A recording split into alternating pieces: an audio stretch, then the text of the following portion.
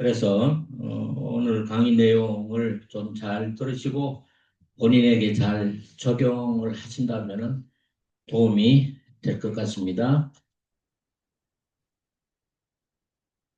미션과 비전은 어, 내년까지는 안 건드릴 예정입니다. 대표이사가 또 내년에 새로 오면 그 다음에 또 바뀌어질지 몰라서 내년까지는 현재 비전과 미션 그대로 갈 예정이고요. 핵심 가치나 전략적 목표 크게 바뀌지는 않을 것 같은데 오늘 강의를 잘 들으시고 나면은 이게 바뀌지 않을까, 바뀌어야 되지 않는가 아마 이런 생각을 하실 수는 있을 것 같습니다. 먼저 공지사항을 좀 말씀드릴게요. 포스터 논문 준비하고들 계시죠? 현재 36편입니다. 36편이 직원들과 그리고 학부모 지원단에서 함께 내서 36편이 공개됩니다. 아마 한 조직에서 36편, 학회도 36편 내기 힘든데 36편의 포스트 논문을 발표한다는 것 자체는 엄청난 대역사입니다. 여러분들이 큰 역할을 하고 있는 겁니다.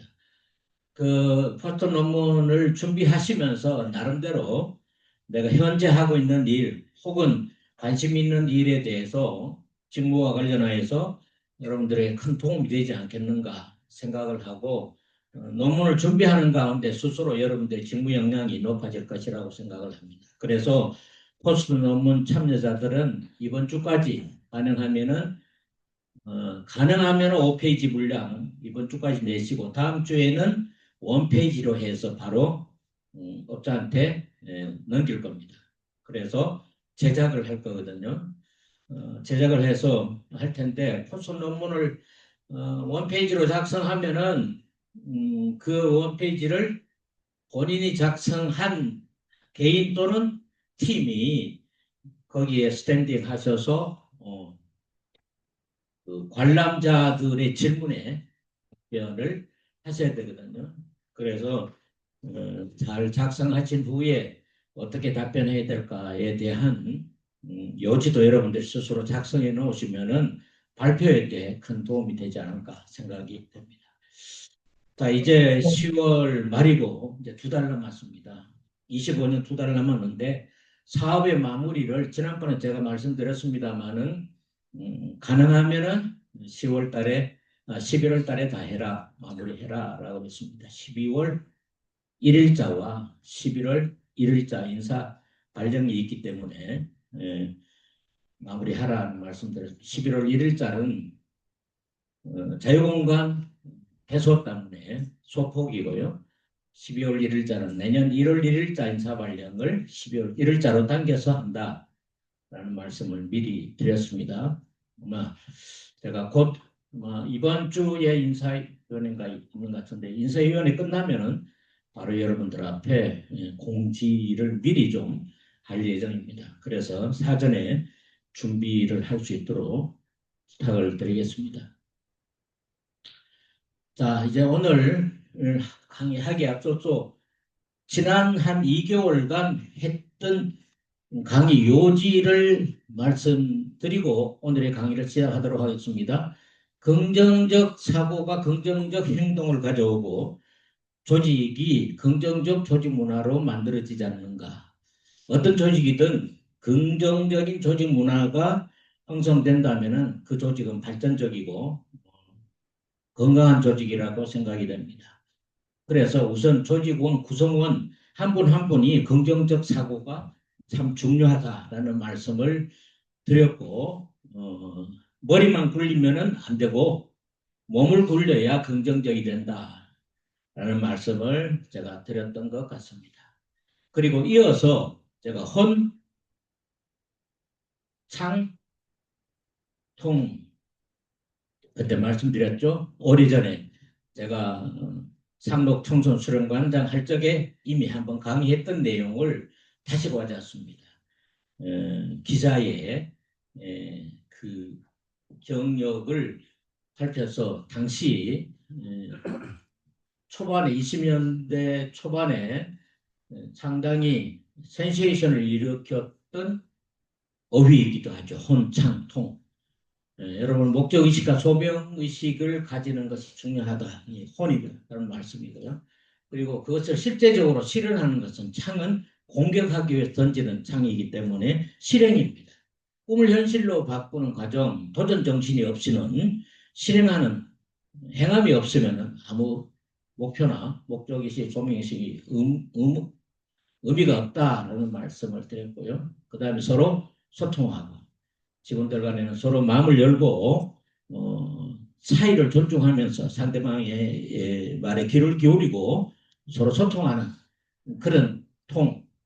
아마 21세기의 조직이 긍정적인 조직이 되려면 저는 혼창통이 성공해야 된다라는 말을 바로 이 책을 통해서 여러분들에게 소개를 한 적이 있습니다.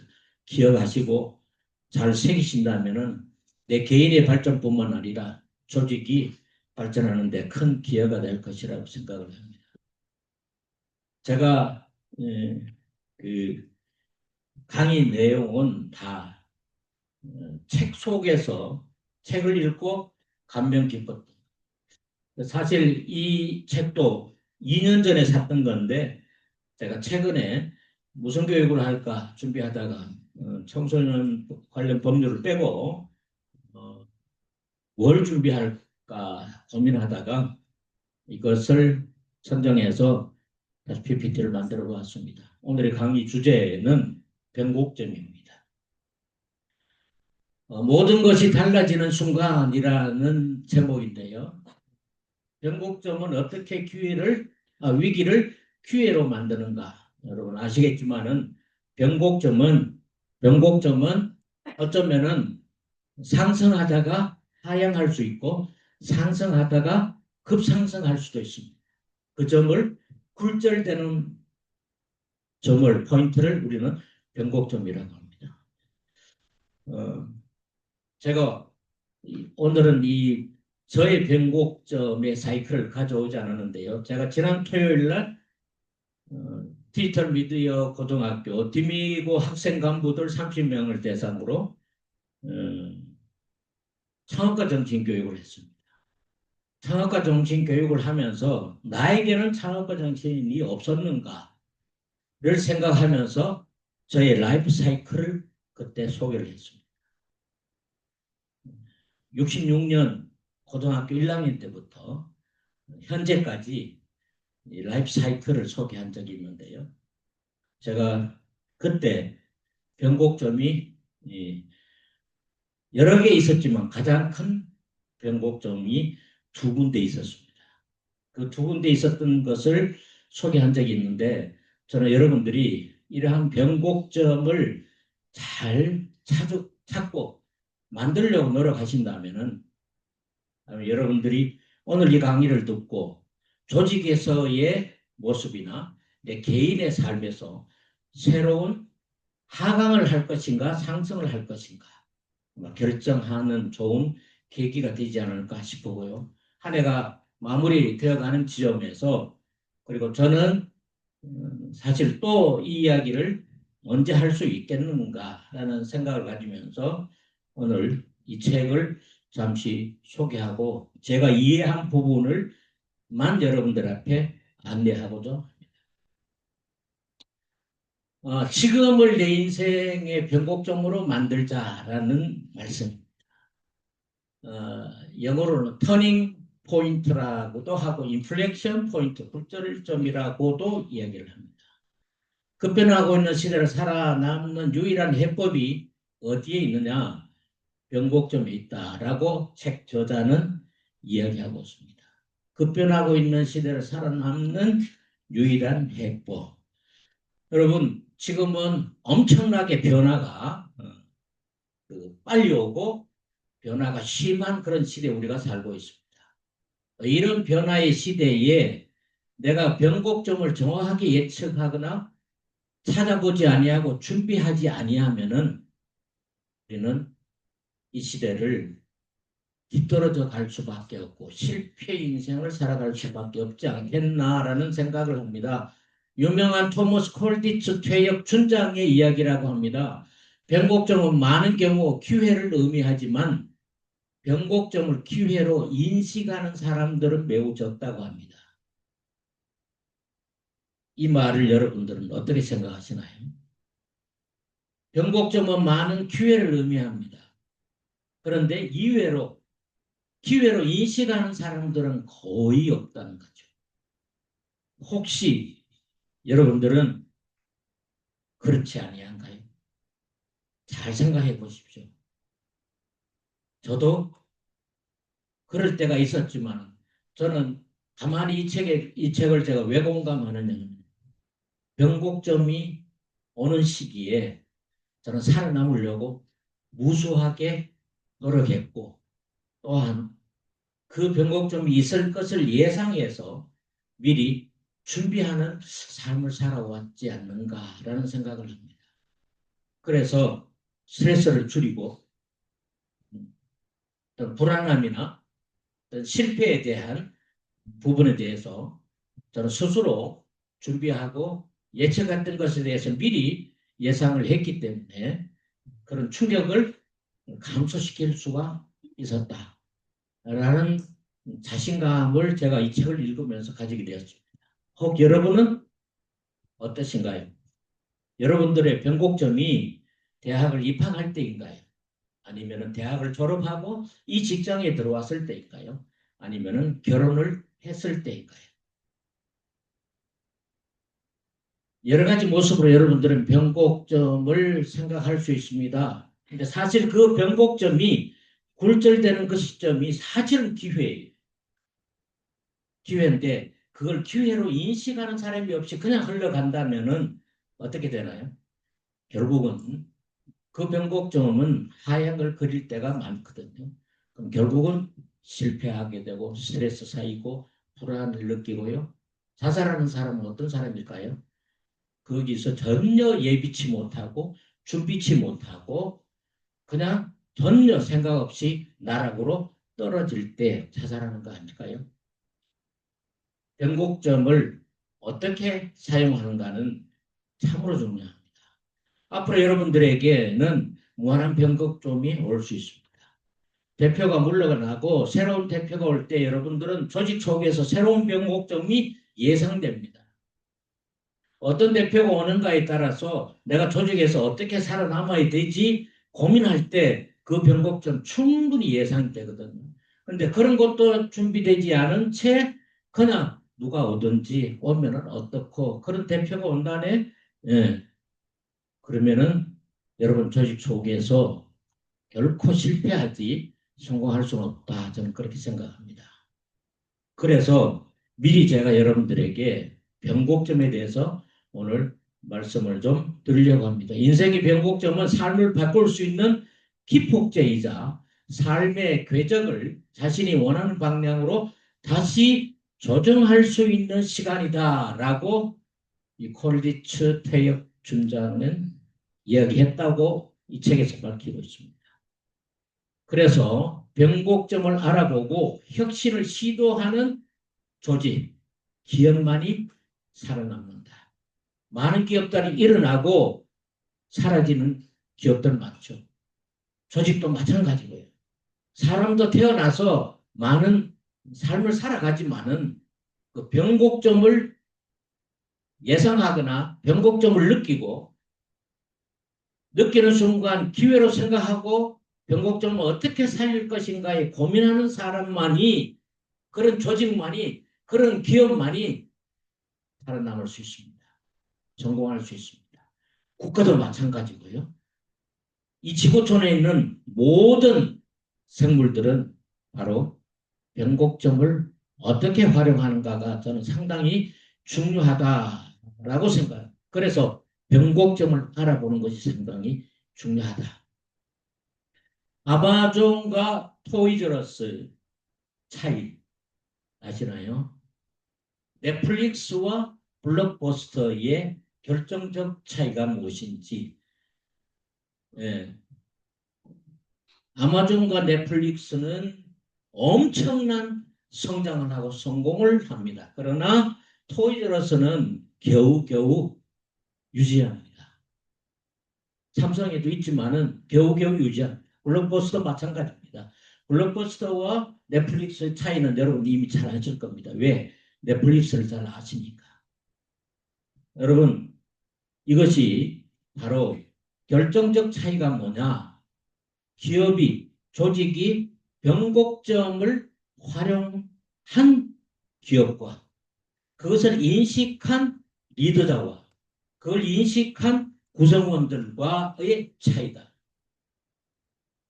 여러분 한 인생에 있어 나 개인의 삶에서는 어떻게 생각하시는지. 여러분 어차피 우리는 한 번 왔다가 한 번 사는 인생입니다. 한 번 사는 인생 어떻게 살아야 될까요? 스스로 내 변곡점을 오늘 만드실 수 있다면 여러분 그 기회를 활용하시는 것이 됩니다.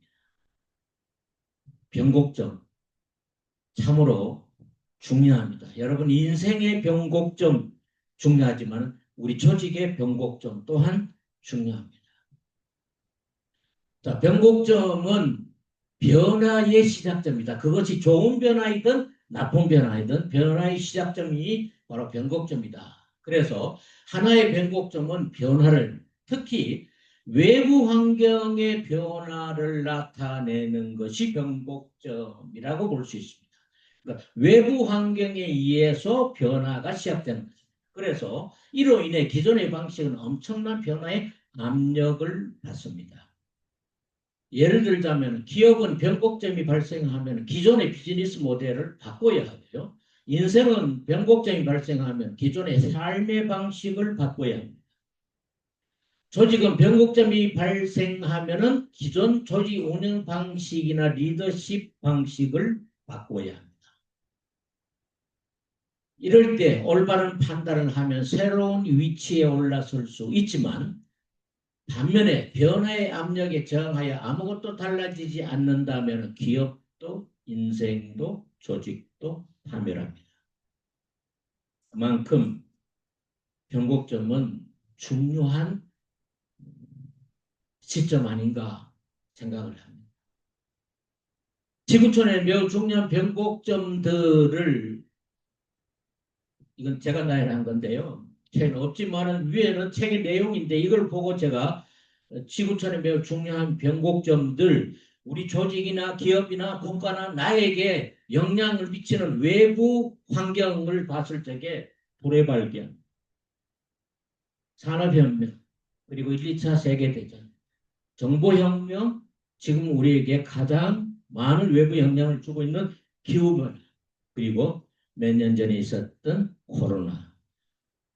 특별히 코로나 여러분 실감을 많이 했기 때문에 코로나 이전과 비포와 애프터의 차이, BC와 AD의 차이 분기점이 무엇인지 여러분 잘 아시죠? 새로운 분기점 바로 코로나 이전과 이후. 만약에 코로나를 예견해서 그때 분기점이 올 것이다, 변곡점이 올 것이다 예견한 사람은 학교가 셧다운돼도 어땠을까요? 충분히 준비를 해서 오히려 성적이 오를 수도 있었겠죠. 그러나 변곡점을 예측하지 못했던 대부분의 학생들은 많은 어려움을 겪고 많은 사람들이 나락으로 떨어지는 모습을 우리는 알 수 있습니다. 여러분들은 어땠나요? 코로나19 여러분 그 변곡점을 예측했었나요? 만약에 어떤 국가도 어떤 조직도 어떤 개인도 이것을 예측했다면 준비했지 않겠습니까? 준비한 사람과 변곡점을 만났을 때 준비된 사람과 준비되지 않는 사람은 그 변곡점에서 올라갈 수 있고 내려갈 수 있다는 것입니다. 여러분들은 그 변곡점을 어떻게 활용할 것인지, 어떻게 준비해야 될 것인지 고민하셔야 돼요. 예상되는 AI 혁명, 저는 어떤 사람도 이해한 이것이 앞으로는 너무너무 불확실하기 때문에 X 혁명이다. X 시대가 도래할 것이다. 여러분 정말 이 세대가 어떻게 될지 모릅니다. 앞으로 2년 후에 어저께 제가 중앙일보에 봤더니요. 2년 후에 그 휴머노보이드라 그러나요? 로봇이 사람의 역할을 하는. 그러니까 지금 로봇이 그릇을 여러분 식사를 하고 그릇을 주방에 툭 던지잖아요. 그런 것까지 연출해는 로봇이 나왔다고. 그냥 툭 던진대요. 툭 던져 놓으면은 설거지하는 로봇은 따로 있고. 무슨 얘기일까요? 앞으로 그 로봇이 여러분들의 역할을 합니다. 모든 제조업부터 시작해서 모든 기업과 국가와 조직에 로봇이 생활화되고 있는 시대가 2년 후에 열린다. 2년 후에. 여러분들은 어떻게 하시겠습니까? 청소년 지도사가 로봇이 들어온다. 그럼 여러분 다 나가셔야 돼요. 청소년 지도사가 로봇이 온다면. 예. 대표자가 로봇이 온다면 여러분 어떻게 하시겠습니까?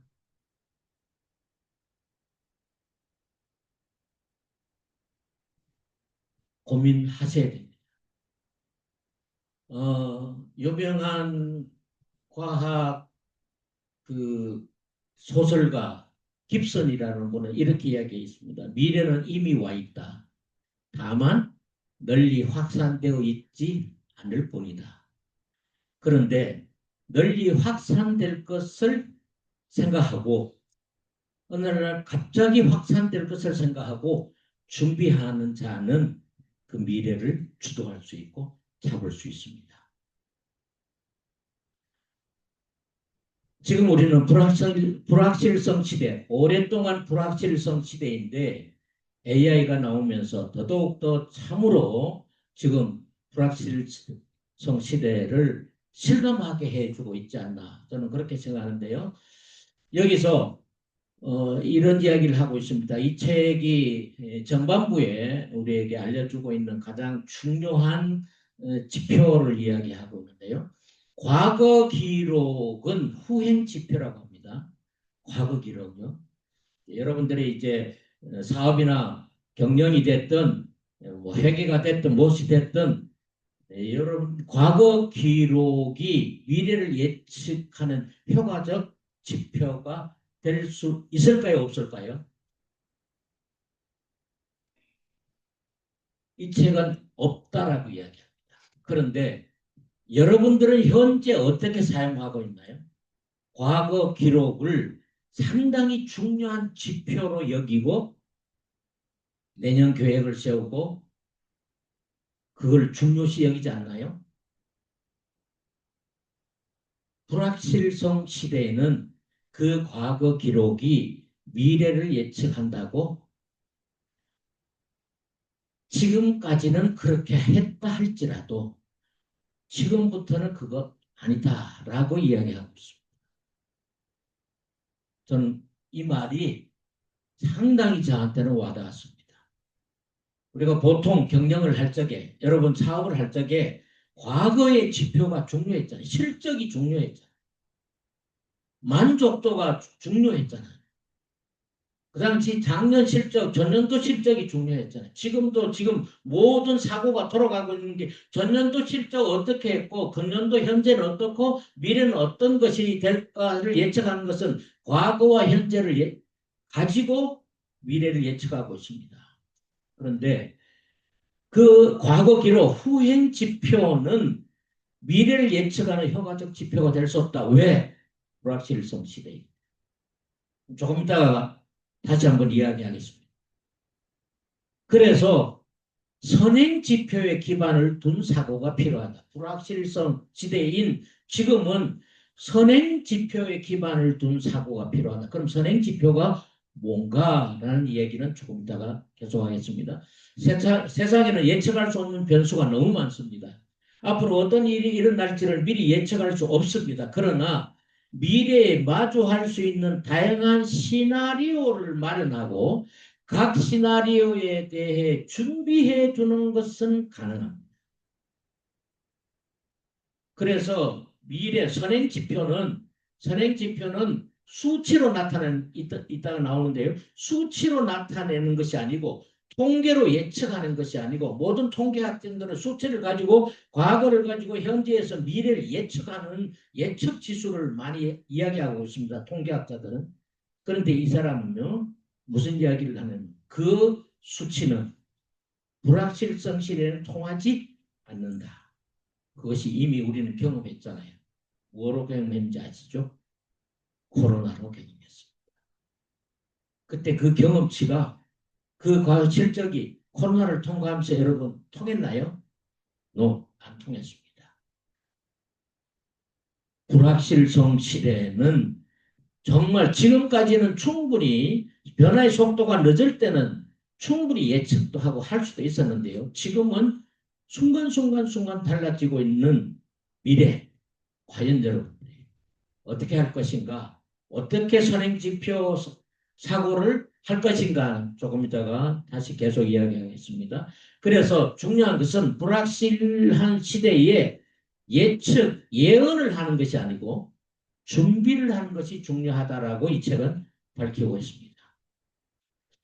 그러면 그 눈은 어디서 눈은 얼음이라고 할게요. 얼음은 어디서 녹을까요? 가장자리에서부터 녹는 거 맞나요? 안에서부터 녹는 게 아니고 속에서부터 녹는 것이 아니고 가장자리에서부터 녹습니다. 그 말은 무슨 말일까요? 가장자리가 가장 약하다는 거예요. 그 가장자리는 뭔가요? 외부와 내부와의 경계선입니다. 다시 말하자면 가장 약한 부분은 외부와의 경계선에 있는 부분이 가장 약한 부분이고 그 부분부터 높기 때문에 가장자리를 조심해야 한다. 이 책은 뭘 이야기하고 있느냐면 경영자나 리더자는 그 가장자리, 다시 말하면 외곽과 가장 가까이 있는 자리를 중요하게 여겨야 됩니다. 그걸 무시했다가는 언제서 녹아서 들어와서 내 전체가 파멸될지 모른다. 그래서 그 부분을 조심하라는 얘기입니다. 다시 말씀드리자면은 우리 청소년재단의 가장 모서리, 가장 외곽, 가장 먼저 녹는 경계선이 어디냐 하면은요. 바로 재단 경영지원본부일까요? 아닙니다. 수련관일까요? 예, 수련관에서는 아이들하고 같이 청소년들하고 같이 하고 있는 부분이 수련관에서는 가장 이 놓기 쉬운 자리. 그 부분을 우리가 조심해야 돼요. 문화의 집, 수련관보다 문화의 집은 더 가깝고요. 문화의 집보다는 자유공간이 더 가깝습니다. 다시 말을 하자면은 재단을 운영하는데 재단 시설이나 재단을 가까이 하고 있는 내부로 들어오는 부분이 아니고 가장 현장에 가까이 있는 곳이 어딜까요? 청소년재단은 청소년과 가까이 하고 있는 부분이 가장 높기 쉬운 부분이고 그 부분을 우리가 잘 살펴야 된다는 것입니다. 그렇다면 결국 청소년재단은 누구에게 의견을 자주 들어야 되는 거예요. 청소년의 이야기를 자주 들어야 돼요. 전화 휴에 가는 사람이나 또는 관장이나 센터장은 청소년을 안 만나면 청소년의 생각이 무슨 생각을 하고 있는지 모르면은 그냥 내 생각대로 가는 것입니다. 여러분, 조직 내에서 나와 바깥에서 진행되는 실상을 파악하는 일이 매우 중요하고 약하게 나타나는 신호를 감지하는 것이 중요하다. 그래서 모서리에 있는 그곳에 가장 가까이 있는 우리로 말하면 청소년들의 생각, 행동, 그들이 미래를 어떻게 생각하고 있는지 여기에 대해서 어떤 변화를 나타내고 있는지 그 신호를, 시그널을 빨리 파악하는 것이 중요하다는 말입니다. 거기서 변곡점을 찾을 수 있다는 것이죠. 기존의 낡은 모델은 버리고 새로운 방향과 전략을 짜야 되는 것입니다. 그래서 사실 우리의 미션과 비전, 조직 가치 목표는 다 경영자의 의미, 경영자의 머릿속에서 나오는 것이 아니고 청소년이 어떻게 될 것인가에 대한 청소년의 의견을 묻고 그 의견을 우리의 방향으로 잡아야 된다는 이야기입니다. 그래서 변곡점과 관련해서 6가지, 8가지인데 제가 2개는 우리하고는 별로 안 맞아서 제가 하고요. 6가지를 먼저 좀 말씀드리려고 합니다. 눈이 가장 먼저 녹기 시작하는 곳에 주목하라. 조직의 하락세를 의미하는 징후들을 빨리 파악하는 조직 역량 개발법이라고 이야기를 하고 있습니다. 현장 정보가 최고 경영진에게 곧장 전해지는 체계를 갖춰야 됩니다. 무슨 말일까요? 변곡점의 발생을 일찍 알아보는 기업들은 시장에서 일어나는 새로운 변화와 실제 정보를 원활하게 파악하는 체계를 갖추고 있습니다. 기업 이야기는 그렇습니다. 우리 이야기는 뭘까요? 현재 청소년들이 어떤 경향을 가지고 있는지, 어떤 문제를 가지고 있는지, 청소년들이 어떤 생각을 하고 있고, 청소년들이 앞으로 10년 후에는 나는 어떤 역할을 할 것인가에 대해서 청소년들하고 이야기를 해보았는가라는 얘기. 그래서 그들의 사고를 가져와야 된다. 여러분들이 머릿속에서 나오는 것이 아니라 현장에 있는 청소년들의 이야기. 그 이야기를 빨리 파악하는 것이 변곡점을 찾을 수 있는, 빨리 찾을 수 있는 것이고 나락으로 실패하지 않는 비결이다라고 이야기합니다. 그래서 눈이 가장 먼저 녹기 시작하는 곳 청소년 재단은 청소년입니다. 두 번째로 생각의 다양성을 용인하고 이를 활용해야 됩니다. 상상력과 넓은 시야가 없다면 다른 사람들이 어떤 수단을 어떤 식으로 활용할지 예상을 못하게 되겠죠. 그래서 회의에서 다양한 견해를 용인하고 관점이 다른 사람의 이야기를 경청하고 발생 가능한 다양한 상황 예상할 수 있으므로 무작정 한 가지 시나리오만을 상정하지는 않는다. 그래서 생각의 다양성을 용인하고 이를 활용해라. 그리고 세 번째는 속도와 안전성의 균형을 추구합니다. 아까 아마존 제가 잠시 이야기를 했는데 아마존이 가장 특징인 것이 뭐냐면요. 타입 1의 의사결정과 타입 2의 의사결정이 있다고 합니다. 타입 1의 의사결정은 전체 영향을 주는 것 그리고 리스크가 크고 결정을 되돌리기 어려운 경우를 타입 1의 의사결정이라고 하고 타입 2 의사결정은 리스크가 작고 결정을 되돌리기 쉽고 학습 기회가 어떤 것이 있는 학습 기회가 있는가 이런 것들을 타입 2의 의사결정이라고 합니다. 그래서 경영자는 최고 경영자는 바로 타입 2의 의사결정을 소규모 팀을 동원해 가지고 실험하고 확인한 후에 그 다음에 타입 1의 의사결정을 한다. 그래서 아마존의 의사결정이 아마존을 이끌어가는데 그런데 여기서 원래 대부분은 타입 1 하나만 가지고 하는데 아마존은 타입 2를 만들어서 팀에서 필요한 거.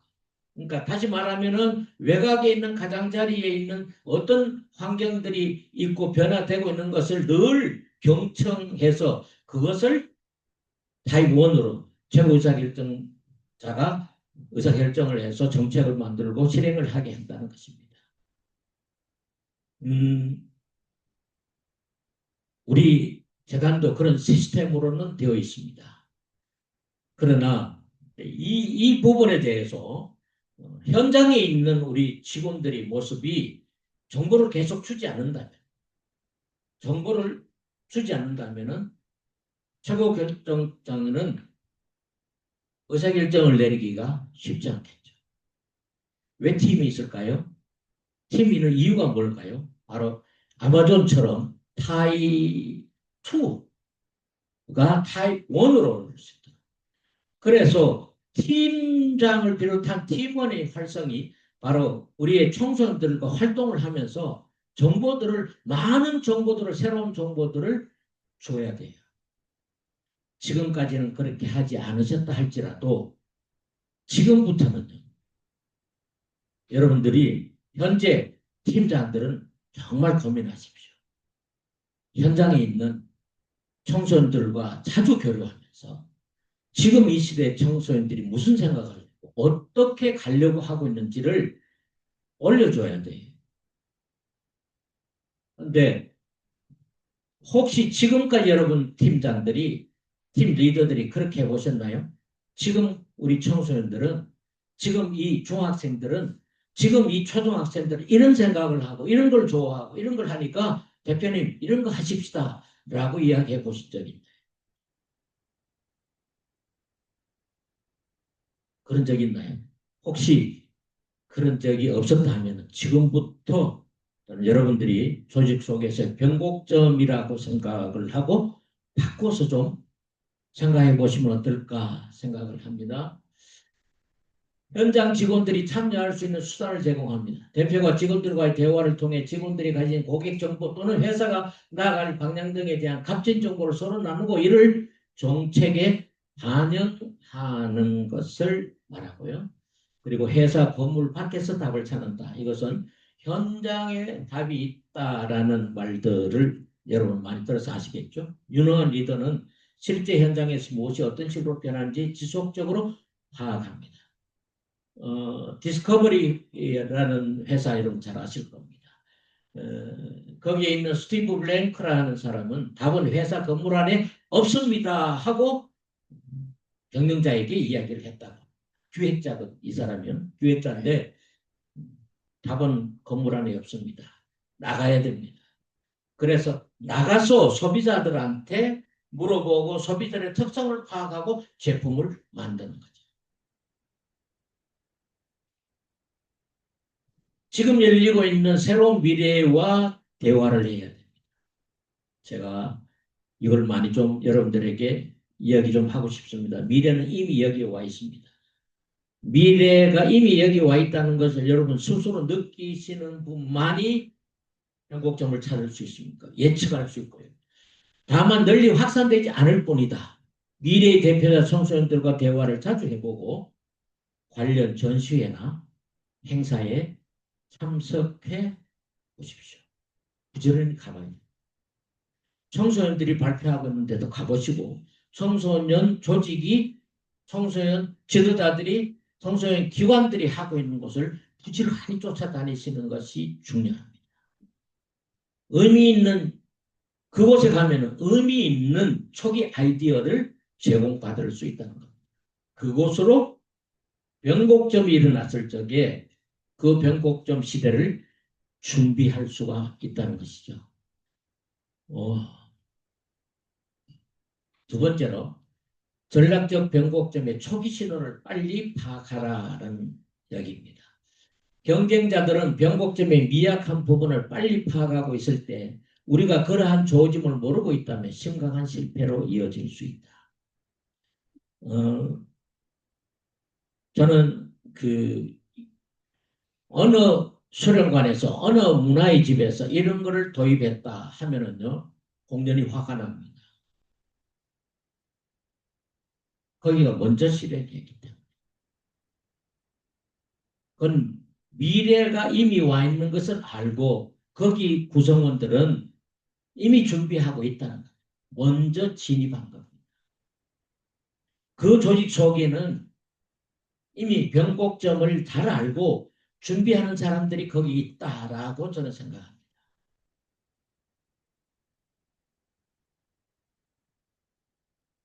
경쟁자들은 변곡점의 미약한 부분을 빨리 파악하고 있을 때 우리 청소년 수련관이 재단이 경기도에 많습니다. 전국에 많습니다. 예, 관장들 많고요. 예. 그런데 그 모든 관장들은 우리를 제외한 모든 관장들은 사실은 경쟁자들. 경쟁자들은 변곡점의 미약한 부분을 빨리 파악을 하고 있는데 우리는 뭐 하고 있나요? 그런 조짐을 모르고 있다면 심각한 실패로 이어질 수 있다. 이 말입니다.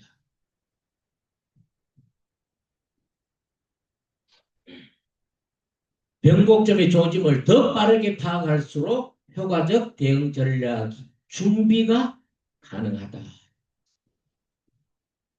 꼭 여러분들은 그렇다면은 내년 사업 계획을 할 적에 내년에 일어날 수 있는 변곡점을 미리 예측하고 아니 2028년도에 29년도에 30년도에 일어날 것을 미리 준비하면 안 될까요?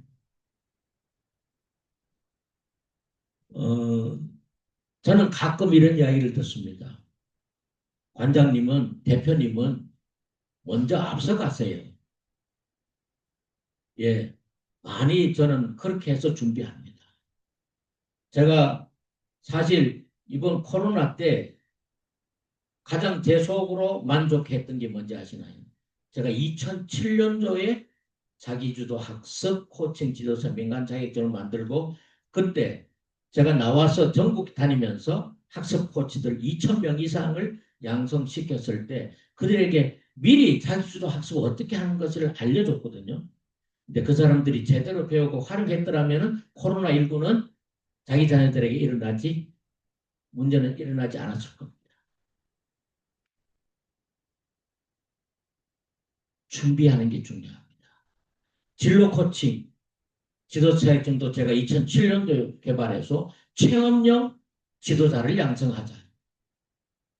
예, 제가 그때 나갈 적에 전국에 최초로 진로 체험 지원 센터를 만들어 놓고 나갔습니다. 변곡점이 있을 것을 예측하고 준비했던 거죠. 반드시 그런 시대가 올 것이다. 네. 여러분, 최고 경영자가 믿는 것이요. 지금 대부분의 최고 경영자가 믿는 것이 뭐냐 하면요. 데이터뿐입니다. 지표뿐이에요. 그래서 그 지표를 이 사람은 세 가지 지표로 나누었습니다. 후행 지표, 동행 지표, 선행 지표. 후행 지표는 과거 경력이고요. 과거 실적이고 동행 지표는 현재 진행되고 있는 것이고 선행 지표는 앞으로 일어날 것들입니다. 이것에 대한 이 얘기를 좀 하겠습니다. 후행 지표. 과거 행동이나 행동에 따른 결과를 알려주는 것인데요. 우리 과거 사업의 결과를 알려주는 거 뭘까요? 비용, 매출액, 이익, 참가자 수, 실적 아닌가요? 예. 자, 전략적 결정을 내려야 할 때 변곡점이 만들어내는 현실을 마주한다면 이런 너무 느린 결정 혹은 잘못된 결정일 수 있습니다. 맞나요? 만약에 변곡점이 왔다라고 한다면 이 과거는 뭔가요? 필요없는 코로나 때 우리 충분히 큰 예를 그동안의 실적만 쭉 하다가 코로나 오니까 완전히 셧다운 됐잖아요. 그러고는 무방비 상태입니다. 그래서 과거 실적이 아무 의미 없었던 것이다. 거기에 미련 두고 했다가는 그래서 그거를 지표로 삼고 내년에 이렇게 할 것이다라고 계획을 세우는데 그 계획이 이루어졌나요? 안 이루어졌죠. 못 이루어질 수가 없었습니다. 그것이 바로 코로나. 코로나라는 변곡점 때 과거 지표는 후행 지표는 아무 쓸모 없었다. 라는 것이 이분의 이야기입니다. 후행 지표를 좋아 보이게 만들기 위해서는 미래의 성장 잠재력을 희생시켜야 하는 경우가 있습니다. 그래서 후행 지표를 잘 만들어서 나 이만큼 해서요 라고 하지만은 그 말은 무슨 말이냐 앞으로 이루어야 될 미래의 성장 잠재력을 오히려 감소시키는 것이다 라는 것입니다. 아마 이것이 충분히 이해되실 분들이 있을 겁니다. 동행지표, 현재 상황을 파악하기 위해 만든 시스템입니다. 모니터링, 현재 우리 진행되고 있는 모니터링이 바로 모니터링 결과가 동행지표입니다. 내년부터 실시하고 있는 우리가 ERP, 이제 시작하죠. 동행지표, ERP 시스템 내년에 우리가 이제 시행한다는데 모든 것을 통합적으로 우리가 지표를 볼 수 있습니다. 그것은 ERP 지표는 다 현재 동행지표입니다. 경영자는 이러한 지표를 관리하는 사람이고 분석가는 지표를 연구하는 사람입니다. 그리고 직원들은 지표를 유지하려고 노력하는 사람들입니다. 그런데 이 동행 지표는 미래의 성공 여부를 가늠하는 전망치로 활용합니다. 오늘의 이 지표는 미래의 성공 여부를 가늠하는 전망치로 되죠. 변곡점이 조짐이 보이는 상황에서 현재 핵심 지표들에 집중하는 방식은 옳은 방식이 아니다. 뭐 할 적에 변곡점의 조짐이 보이는 상황에서 현 지표는 의미 없다는 얘기입니다. 그러나 변곡점이 있지 않을 때는 미래를 예측하는 지표로 사용할 수 있습니다. 만약에 내년에 제2의 코로나가 온다면은 여러분 현재의 지표, 과거의 지표 아무 소용 없습니다. 그래서 변곡점이 어떻게 있을 것인가에 대해서 미리 준비하는 것은 참으로 중요합니다. 그래서 선행지표가 중요합니다. 아직 현실로 나타나지 않은 상황을 미리 가늠해 볼 수 있도록 해주는 지표입니다. 이것은 수치라기보다는 이야기입니다. 스토리입니다. 이렇게 될 것입니다. 팀들이 모여가지고 팀장들이 모여서 팀원들이 모여서 앞으로 미래는 이렇게 될 것인데 우리 어떻게 해야 되죠? 뭘 준비해야 되죠? 이렇게 이야기하는 정성적 지표, 이것이 바로 선행지표입니다. 그래서 가정, 추측이 동반되는 정성적 특성을 강조하는, 그래서 표보다는 수치보다는 이야기로 끄집어내는 것이 맞습니다.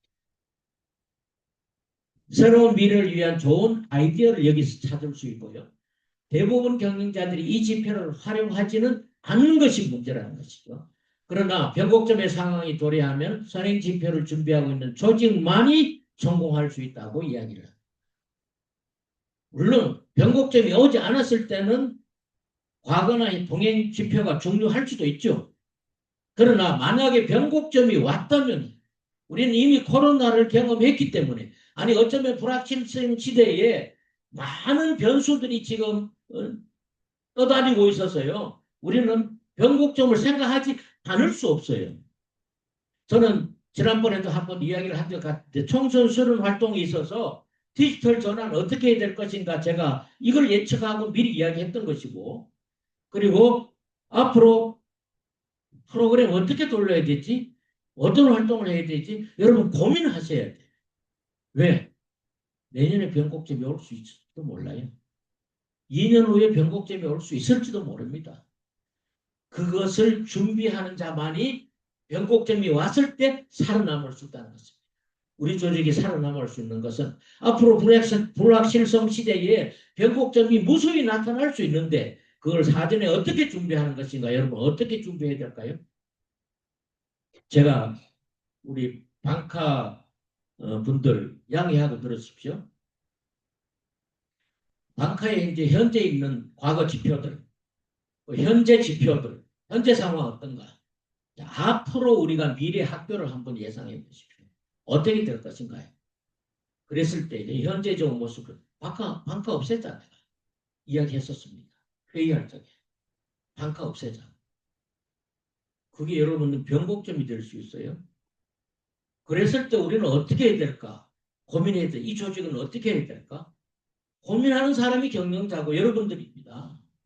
그걸 경영하는 사람만이 혹시 그런 상황이 되었을 적에 어느 날 국가가 여가부가 해체되면서 여가부가 없어지고 방카 없애자, 그거 저기 보건복지부로 가. 그럼 없어지는 거예요. 어떻게 될지 몰라요. 그 우리가 충분히 준비하지 아니하면은 안 되죠. 그래서 제가 인사 전략이라든가 경영 전략을 현재까지는 그런 거 모두 예측하면서 함부로 사람 뽑지 못하고 운영을 지금 하고 있습니다. 여러분들은 어떻게 생각하시는지 모르지만은 저는 고민하면서 지금 하고 있습니다. 그래서 여러분 변곡정 창왕이 도래했을 때를 우리가 준비하자는 말입니다. 그래서 선행지표는요. 후행지표와 동행지표, 선행지표 4위인데 후행지표는 고객 이탈률, 직원 퇴사율, 신제품 매출이 후행지표고 동행지표는 현재 고객 만족도, 직원 관여도, 고객 사용인데 이 동행지표를 올리려면 직원 관여도를 높이는 것이 중요합니다. 직원이 어떻게 관여합니까? 그런데 선행지표는요. 직원 관여도나 경영 유효성도 있지만 제일 밑에 안 보이는데 여러분 사랑입니다. 사랑. 고객들을 사랑하는 것이 바로 아까 선행지표가 뭔가요? 저기 정성적 특성 강조죠. 그래서 청소년들을 사랑하고 청소년들을 사랑한다 보면은 뭘 준비해야 될지 나오지 않겠나요? 선행지표의 가장 핵심은 바로 우리 청소년들을 사랑하는 것이 중요하다는 말씀을 드립니다. 이제 마지막이 다 돼갑니다. 교육에서 변곡점이 나타날 확률이 가장 높다고 이 책은 밝히고 있습니다. 여러 조직이나 여러 기업 모든 것이 있지만 교육에서 변곡점이 나타날 확률이 가장 높다. 맞나요? 여러분 그렇게 공감하시나요?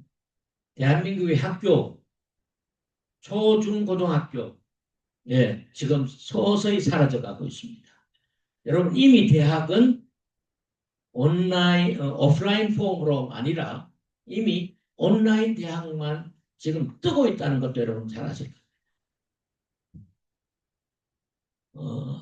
앞으로 학교가 어떻게 나타날지 몰라요. 대학이 어떻게 변화될지 모릅니다. 여기에 대해서 우리가 준비하지 아니하면 문제되죠.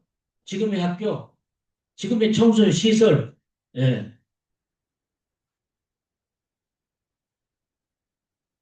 10년 후 청소는 어떨까요? 10년 후 학교가 어떻게 모습을 달라질까요?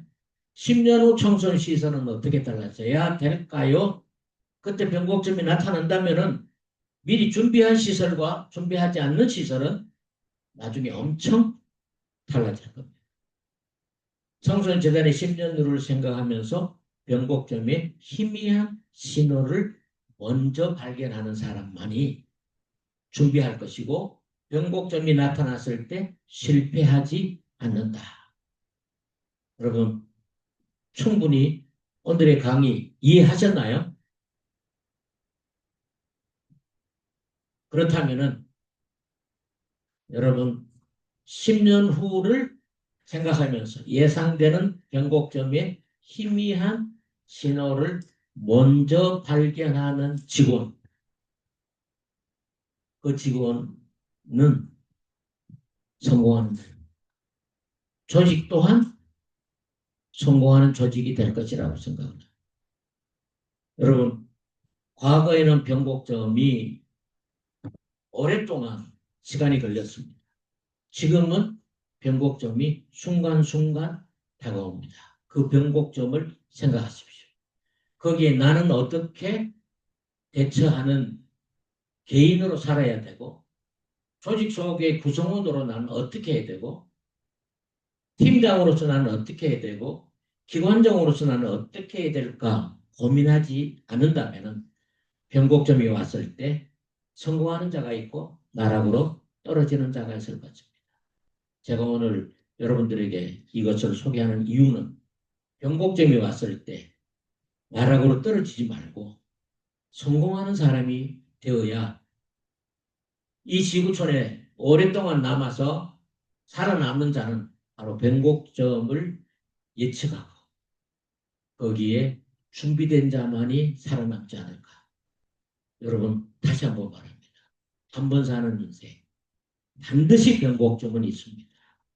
그 변곡점을 조금이라도 빨리 파악하시고 미리 희미한 시그널이라도 있다면 그 점을 우리가 어떻게 준비해야 될까 고민하시는 개별적으로도 고민하시지만 조직적으로도 고민하는 여러분들 되시기를 바랍니다.